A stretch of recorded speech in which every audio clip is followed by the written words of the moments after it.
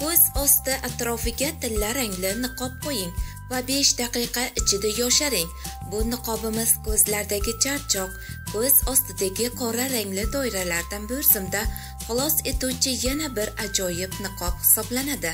Niqob tarkibidagi kurkuma bu ziravorimiz asli bizga Hindistondan kirib kelgan bo'lib, bu nafaqat ovqatlarimizga mazali ta'm beribgina qolmay, balki go'zallik yaratuvchi mo'jizaviy mahsulot ham hisoblanadi.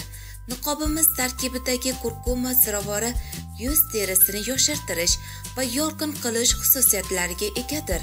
Bundan tashqari niqobimiz tarkibiga qo'shiladigan iste'mol sodasi esa yuz terimizdagi qon aylanishini yaxshilab, yuz terisini tozalab beruvchi vositadir.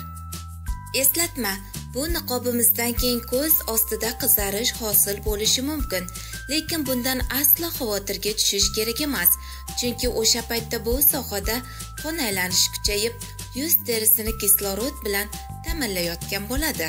Tilla rangli niqobni tayyorlashda bizga yarim osh qoshiq kurkuma, 1 osh qoshiq soda va bir necha tomchi limon sharbati kerak bo'ladi.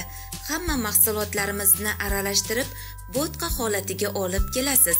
Agarda sizning yuz teringiz limon sharbatiga ta'sirchan bo'lsa, uning o'rniga suv ishlatishingiz ham mumkin. Tayyor bo'tqamizni ko'z tagidagi termosga surtamiz va 15 daqiqa davomida ushlab turamiz. Undan keyin esa sovuq suv bilan yuvib tashlaysiz. Ketidan biror bir namlantiruvchi krem surtib qo'ysangiz, nur ustiga a'lo nur bo'lgan bo'lardi. Bu muolajamizni 3 kun bir mahaldan qo'llang. Qarabsizki, yuz teringiz ishonilmas darajada yosharib, mayda ajinlar yo'qolib, teringiz yorqin tusga kirib, ko'z ostidagi qora doiralardan tezda xalos bo'lganligingizga amin bo'lasiz. Ma'lumotlarimiz sizga ma'qul bo'lgan bo'lsa like, ma'qul bo'lmagan bo'lsa dislike tugmalarini bosib qo'yishni unutmang.